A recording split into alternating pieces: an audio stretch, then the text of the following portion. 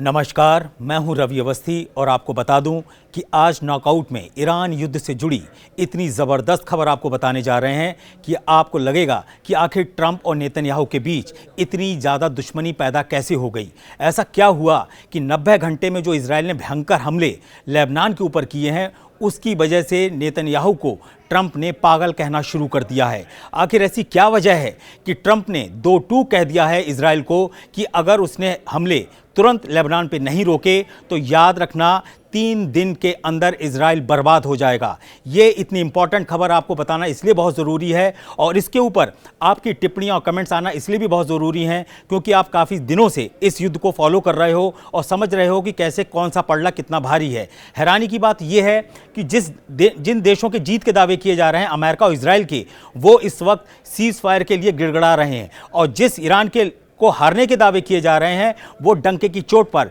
Seize fire तोड़ने को और वार्ता खत्म करने का दावा कर रहा है। और ईरान ने इस वक्त अमेरिका के साथ सारी वार्ताएं रद्द कर दी हैं और दावा किया है कि जब तक हम इजराइल को घुटनों पे नहीं लाएंगे और उसका लेबनान पे जो हमला है जब तक वो नहीं रोकेगा तब तक हम किसी भी तरीके की वार्ता में शामिल नहीं होंगे। इसकी पूरी डिटेल एक एक खबर का एनालिसिस करके आपको मैं डिटेल में बताऊंगा कि आखिर ऐसा क्या हुआ कि जो नेतन्याहू ट्रंप को ट्रंप नेतन्याहू को प्यार से बीबी कहा करते थे और कहते थे तुम्हारी हर बात पर मेरी हाँ है, आखिर वो अपनी उस प्यारी बीबी यानी कि नेतन्याहू को अब पागल क्यों कहने लगे हैं। इसकी पहली खबर का डिटेल मैं आपको बताता हूं कि 1 जून 2026 को ट्रंप ने नेतन्याहू को सीधा फ़ोन किया और पहले ही कोई हलो हाय नहीं की और सीधे बोले कि याद रखो नेतन्याहू, तुम पागल हो चुके हो, तुम लेबनान के ऊपर जिस तरीके के हमले कर रहे हो उसकी वजह से पूरा ईरान युद्ध खटाई में पड़ रहा है और हम हो सकता है कि ईरान युद्ध में इतना बुरी तरीके से फंस जाएं कि हम इससे निकल के ना आए। जब तक कुछ बोल पाते नेतन्याहू तब तक ट्रंप ने उनके ऊपर 2-3 और सवाल दाग दिए और गुस्से से उन्हें फटकारते हुए बोला कि अगर तुमने बेरूत के दाहिया के ऊपर अगर इस वक्त हमला तुरंत नहीं रोका तो याद रखना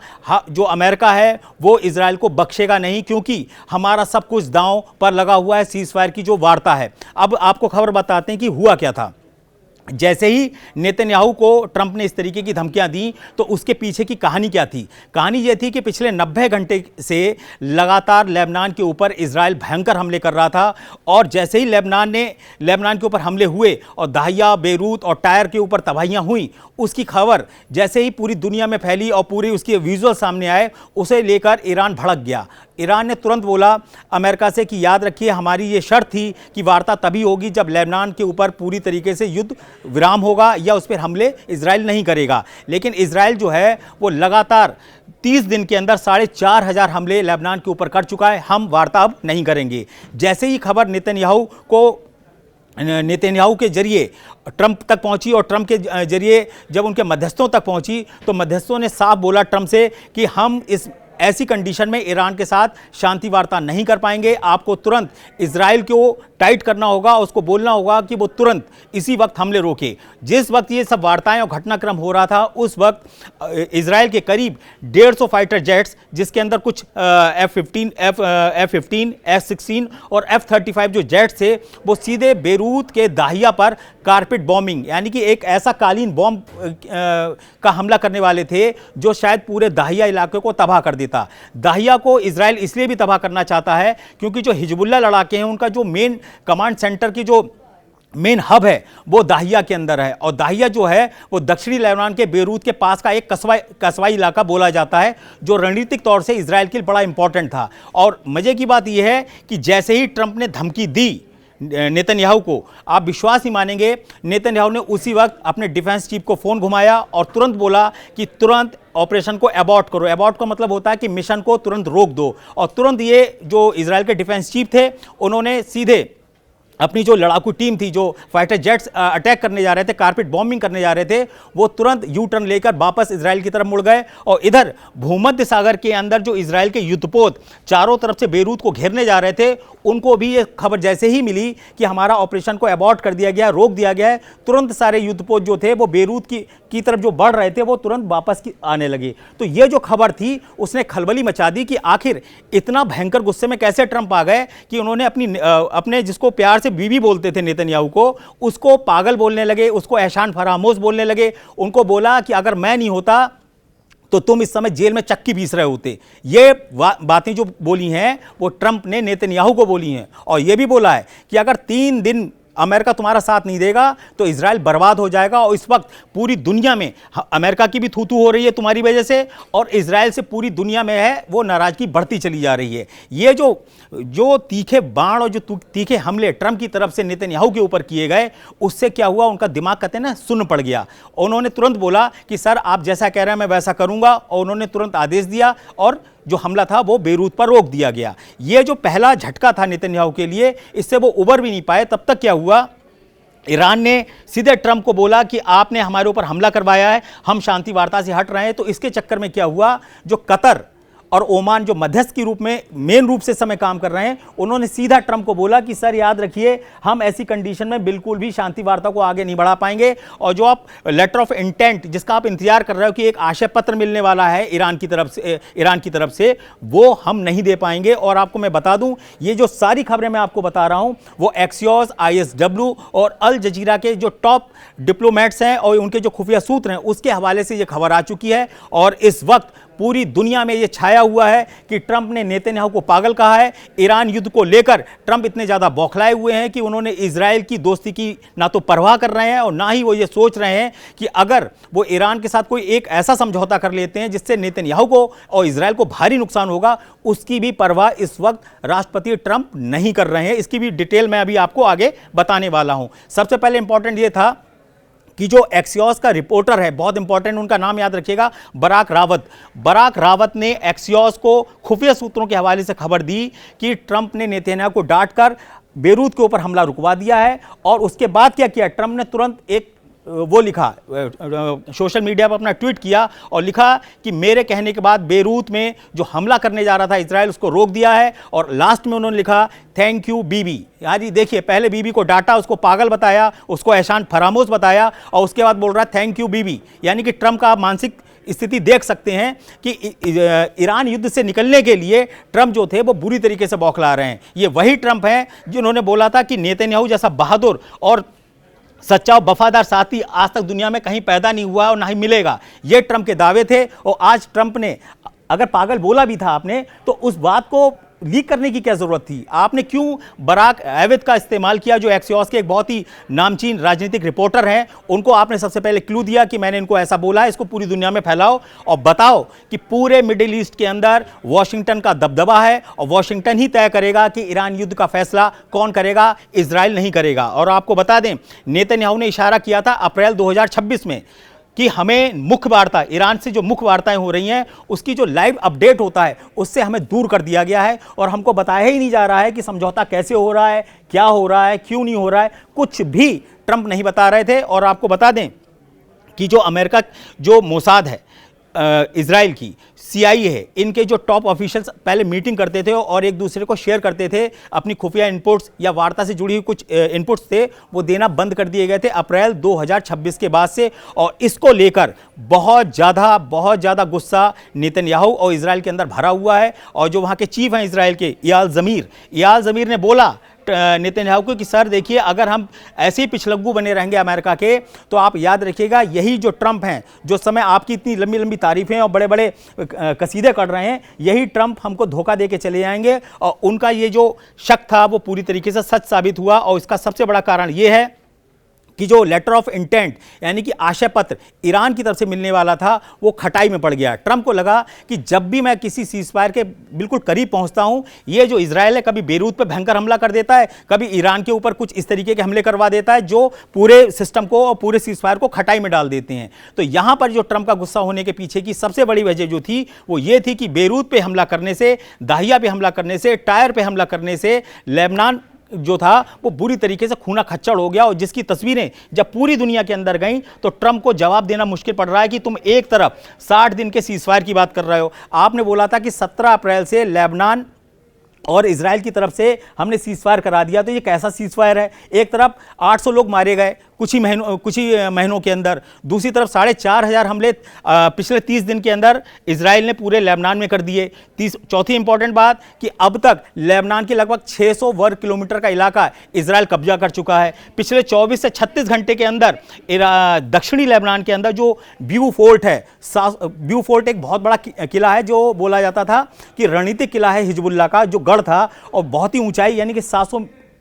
मीटर की जो ऊंचाई है पहाड़ी की, उसके ऊपर जो बना हुआ था, वहां पर उस पे कब्जा हो गया है किसका? इजरायली सेना का। तो ये जो खबरें आ रही थी उसके बीच में इस खबर का आना ये चौंकाता है कि आखिर ये युद्ध में चल क्या रहा है। अब आता है कि आखिर वो ऐसा लेटर में क्या था जिसको लेकर जो नेतन्याहू थे वो बौखला गए थे। नेतन्याहू को खुफिया इनपुट मिला कि जो लेटर ईरान की तरफ से ट्रंप को मिलने वाला है, जिसको लेटर ऑफ इंटेंट यानी कि आशा पत्र बोलते हैं, या कहना चाहिए एक आपसी समझ के लिए एक पत्र दिया जाता है कि भाई चलिए हम आपस में इस तरीके से बात कर लेंगे और ऐसे निपटा लेंगे। इसका एक प्रारूप जो तैयार हो रहा था, उस लेटर के बारे में नेतन्याहू को भनक लगी कि उसके अंदर ना तो कोई परमाणु समझौते की बात थी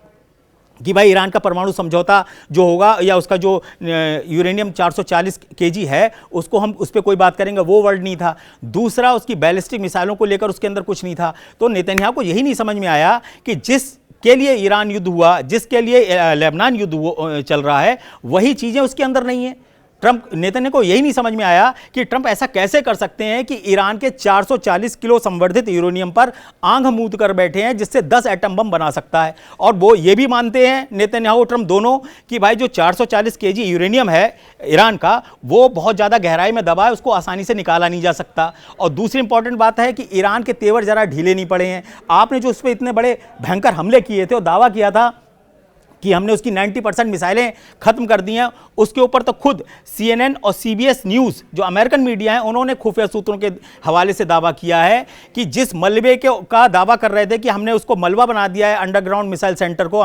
ईरान के, और जो उसके 350 सेंटर्स थे मिसाइल से जुड़े हुए या अंडरग्राउंड मिसाइल सेंटर्स थे, उसको हमने तबाह कर दिया है। वहां से आप विश्वास नहीं मानेंगे 1000 से ज़्यादा ईरानी मिसाइलें जिंदा मिली हैं। जिंदा का मतलब ये है जैसे हम लोग बोलते हैं ना जिंदा कारतूस, ऐसी मिसाइलें भी जिंदा थी, यानी कि उनको कोई डैमेज नहीं था, वो बस एक बल्ब में दब गई थी, धूल मिट्टी में दबी हुई थी, उसको पूरा का पूरा जो है ईरान ने बाहर निकाल लिया है। और उसको अब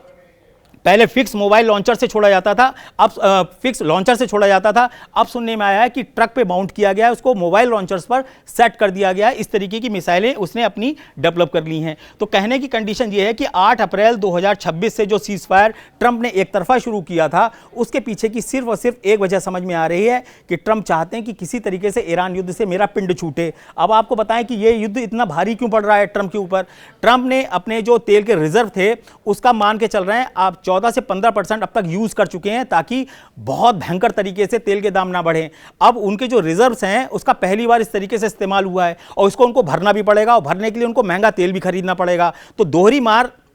ट्रंप के ऊपर पड़ रही है। और ट्रंप को यह लगता है कि जो मैंने बड़ी मेहनत से 26 लाख करोड़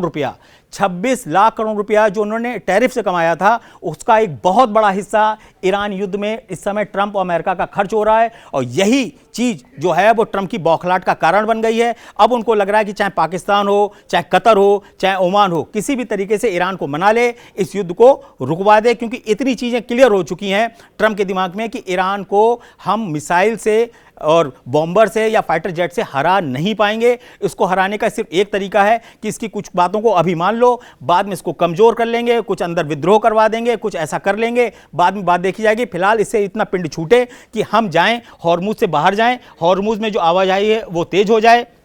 और जो नेतन्याहू हैं वो ये चाहते हैं ट्रंप के उलट कि भाई ये पहले गारंटी ले लो कि भाई 10 एटम बम से कभी हमारे ऊपर हमला नहीं होगा। जो 440 केजी जो संवर्धित यूरेनियम है, यूरेनियम 235, यही वो होता है यूरेनियम 235 जिससे एटम बम बनाते हैं, क्योंकि इसमें एक यूरेनियम 238 आता है, वो चेन रिएक्शन में यूज होता है। यूरेनियम 235 जो होता है वो एक बार में ब्लास्ट करा जाता है, उसमें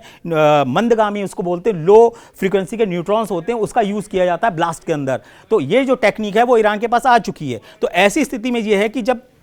रूस और चीन इतना ज़बरदस्त तरीके से ईरान का साथ दे रहे हैं, तो ऐसी कंडीशन में ट्रंप को समझा दिया है कमांडर्स ने, ब्रैड कूपर ने, और जो जितने भी मध्यस्थ हैं, चाहे स्टीव विटकॉफ हो, चाहे जेरेड कुशनर हो, ये सब लोग वो लोग हैं जिन्होंने ट्रंप को बोला है कि सर अगर ईरान युद्ध से बाहर निकलना है तो एक बार कोई ना कोई समझौता ईरान के साथ आप कर लीजिए, कम से कम उससे लेटर ऑफ इंटेंट यानी कि आशय का एक पत्र ले लीजिए, ताकि हम दुनिया को दिखा सकें कि ईरान ने हमारी बात को मान लिया है। और अगर वहां पर उथल पुथल हो जाती है, राजनीतिक उथल पुथल हो जाती है, या खामनेई का शासन का अंत हो जाता है या खत्म हो जाता है, तो हम बाद में अपनी चीजों को कर लेंगे। लेकिन इजराइल ने सीधा बोला है, इजराइल ने अभी भी बोला है, नेतन्याहू ने जब इतना डांटा तो ट्रंप ने जब नेतन्याहू को बुरी तरीके से डांटा तो नेतन्याहू ने सिर्फ एक बात कही कि याद रखिए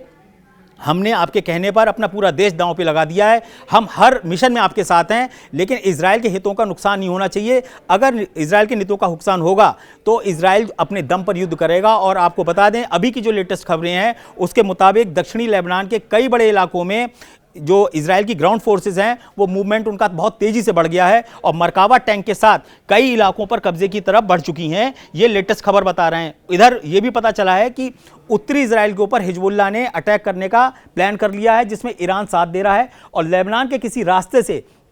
कुछ खास तरीके की मिसाइलें जो हैं वो हिजबुल्लाह के ठिकानों तक पहुंचाने की बड़ी ज़बरदस्त कोशिश हो रही है और उसके पुख्ता सबूत मोसाद और CIA के पास हैं। और यही जो चीज़ें हैं वो नेतन्याहू को परेशान कर रही हैं। अब कहने का मतलब यह है कि ईरान युद्ध में जो ट्रैप बना है उसमें एक तरफ ट्रंप फंस गए हैं और दूसरी तरफ नेतन्याहू। ट्रंप चाहते हैं कि मैं इस बवाल से बाहर निकलूँ, मुझसे तो ये 10,000 12,000 किलोमीटर की दूरी पर देश है, और नेतन्याहू को लगता है कि ये जो खतरनाक देश हैं एक तो मेरे पड़ोस में ही है, जो उत्तरी इजराइल के इलाका लेबनान से लगता है वो तो मेरे पड़ोस में ही है, और ईरान भी मुश्किल से 1500 से 2000 किलोमीटर की रेंज में आ जाता है। तो वो चाहता है कि मैं इस खतरे से किसी भी तरीके से बचूं, क्योंकि अब नेतन्याहू को अच्छे से समझ में आ गया है, इजराइल को भी अच्छे से समझ में आ गया है कि ट्रंप अपनी जान बचाने के लिए, इस युद्ध के खर्चे से तबाह होते अमेरिका को बचाने के लिए अब किसी भी कीमत पर ईरान की शर्तों पे समझौता कर सकते हैं, या उन शर्तों का नया नाम देकर कुछ इस तरीके से कर सकते हैं ताकि वो इस बवाल से बचें। आपको मैं बता दूं ये जो अगले 24 से 48 घंटे हैं वो बहुत ही क्रूशल हैं, क्योंकि ट्रंप को अभी भी लगता है कि अगले हफ्ते मुझे हर हालत में ईरान की तरफ से लेटर ऑफ इंटेंट यानी कि आशय का पत्र मिल जाएगा, जिसमें साफ साफ ये लिखा होगा कि हम कुछ बातों पर तैयार हैं। लेकिन इस लेटर की जो चीज़ें लीक हुई हैं वो नेतन्याहू को परेशान कर रही हैं। उसमें ना तो परमाणु समझौते की कोई बात है, ना बैलिस्टिक मिसाइलों के भंडारण पर कोई बात है। इसी को लेकर नेतन्याहू का जो सिर है वो चक्कर घिन्नी बन गया। उनको समझ में नहीं आ रहा है कि भाई इस आदमी को मैं कैसे समझाऊं, 80 साल के ट्रंप को। और आप देखिए स्थिति ये हो गई है कि इस वक्त जो नेतन्याहू हैं वो अकेले अलग थलग दिखाई दे रहे हैं, और ऐसा लग रहा है कि जो ट्रंप है वो हिजबुल्लाह चीफ है नईम कासिम, और जो है मुस्तफा ईरान के जो चीफ हैं सुप्रीम लीडर, इनकी तरफ से बोल रहे हैं, उन्हीं की तरफ से उनकी बातों को मानने को मजबूर हैं। तो कहने की स्थिति ये है कि जो भी बड़ा डेवलपमेंट होगा वो नॉकआउट में आपको बहुत जल्द देखने को मिलेगा। और इसके ऊपर आपकी टिप्पणियां आना बहुत ज़रूरी है कि क्या ट्रंप जिस तरीके से पागल, एहसान फरामोश और जेल में डालने की धमकियां दे रहे हैं नेतन्याहू को, क्या वो कहां तक सही है। और अगर इतनी बुरी कंडीशन आ गई है तो ऐसी स्थिति में जो ईरान है वो इस पूरे मौके का फ़ायदा कैसे उठा सकता है। क्या ये वास्तव में ईरान के लिए एक गेम चेंजर पॉइंट होगा, ट्रंप का इस तरीके से गुस्सा दिखाना। और आखिरी और बड़ा इंपॉर्टेंट सवाल, कहीं ऐसा तो नहीं कि ये भी कोई एक खुफिया प्लान हो, कोई एक ऐसा मिशन हो जिसमें ट्रंप और नेतन्याहू मिलकर एक ऐसा भ्रमजाल पैदा करना चाहते हैं पूरी दुनिया के सामने कि देखिए हमारे बीच में बहुत ज़्यादा झगड़ा हो गया है और हम एक दूसरे को पसंद नहीं करते हैं, अब हम जो है ईरान से पिंड छुड़ाना चाहते हैं। और इसी की आड़ में कुछ ऐसे बड़े हमले की तैयारी हो रही हो जिसकी भनक अब तक दुनिया में किसी को नहीं लगी है। जो भी बड़ा डेवलपमेंट होगा वो मैं आपको ज़रूर बताऊंगा, और आप इसके ऊपर खुलकर टिप्पणियां करिए। मेरी किन चीज़ों से आप सहमत हैं, किससे नहीं है, या आपका अपना एनालिसिस क्या है, उस पर खुल के बताइए। और जो भी बड़ा डेवलपमेंट होगा उसकी पल पल की जानकारी मैं कमेंट्स में दूंगा। इसको आप ध्यान रखिएगा। आपके कमेंट्स को बड़े कहते हैं ना ध्यान से और बारीकी से मैं पढ़ता हूं और उसके ऊपर बहुत ही ध्यान से टिप्पणियां भी करता हूं। आप अक्सर इस चीज को देख सकते हैं। तब तक के लिए जय हिंद।